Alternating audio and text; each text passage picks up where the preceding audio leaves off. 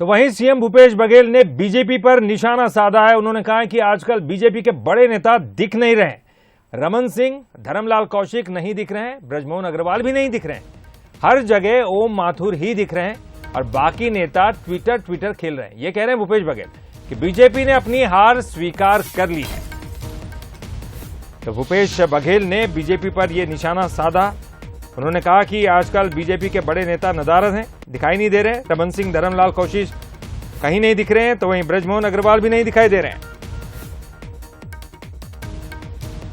कल तो देखो, ना रमन सिंह जी का आता पता है, ना धर्मलाल कौशिक जी का पता है, ना ब्रजमोहन जी का, ना अजय जी का। और वो सब कुछ कोई है तो ओम माथुर है।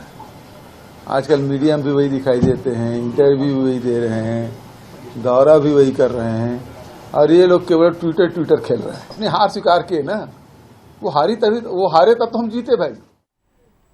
और हमारे संवाददाता कुलेश्वर पांडे इस वक्त हमारे साथ जुड़ चुके हैं। कुलेश्वर, एक तरफ तो कांग्रेस की लंबी चौड़ी मीटिंगें चल रही हैं, हर तरफ रणनीति बनाई जा रही है, वहीं भूपेश बघेल कोई भी मौका नहीं छोड़ते बीजेपी पर निशाना साधने का।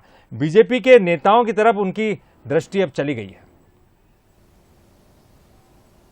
देखिए, बिल्कुल मैं यही हूं अभी दुर्ग के पाटन विधानसभा में, जहां पे प्रशिक्षण शिविर कांग्रेस का चल रहा है। निश्चित तौर पर मिशन 2023 की तैयारी में जो है कांग्रेस पार्टी जुट गई है और लगातार बैठकों के माध्यम से, प्रशिक्षण के माध्यम से 2023 चुनाव की जीत का टिप्स दिया जा रहा है। लेकिन वहीं अगर हम बात करें बीजेपी की, तो लगातार हम देख रहे हैं बीजेपी पर सीएम भूपेश बघेल कई चुटकी लेते हैं और तंज भी कसते हैं। आज जब सीएम भूपेश बघेल से रायपुर में सवाल किया गया था कि बीजेपी के तमाम नेता आ रहे हैं, दौरा कर रहे हैं, तो उन्होंने साफ कहा कि बीजेपी के स्थानीय नेता के जो बड़े चेहरे थे, रमन सिंह, ब्रजमोहन अग्रवाल, धर्मलाल कौशिक, वो अब दिख नहीं रहे हैं। सिर्फ एक ही चेहरा दिख रहा है, उनके प्रभारी ओम माथुर का।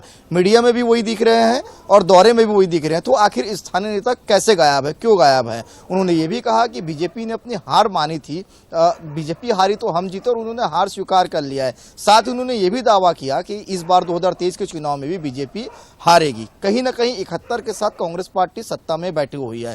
कांग्रेस पार्टी को उम्मीद है, जो 4.5 हमने काम किया, जो योजनाएं शुरू की किसानों के लिए, युवाओं के लिए, महिलाओं के लिए, फिर से जनता जो है कांग्रेस पार्टी पर विश्वास करेगी। लेकिन बावजूद सत्ता में रहने के बाद भी कांग्रेस पार्टी लगातार प्रदेश भर में मेहनत कर रही है, क्योंकि इस समय 75 का लक्ष्य लेकर कांग्रेस पार्टी प्रदेश में चल रही है। निश्चित तौर पर चुनाव नजदीक है, तो ऐसे बयानबाजी आना लाजमी भी है, क्योंकि अब कुछ दिन के बाद जो है केंद्रीय नेताओं का भी छत्तीसगढ़ दौरा होने वाला है। नड्डा साहब, राजनाथ सिंह भी छत्तीसगढ़ आने वाले हैं। तो केंद्रीय नेताओं का दौरा तो होगा, लेकिन सीएम ये पूछ रहे हैं कि आखिर उनके जो स्थानीय नेता है, जो 15 साल सत्ता में काबिज रहे हैं, छत्तीसगढ़ चेहरा रहे, वो अब है कहाँ? क्यों आखिर वो नहीं दिख रहे हैं? क्यों आखिर वो दौरा नहीं कर रहे हैं?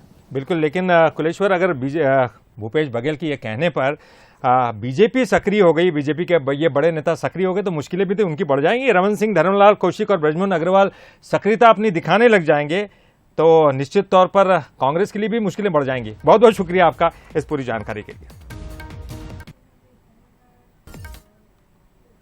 आगे भी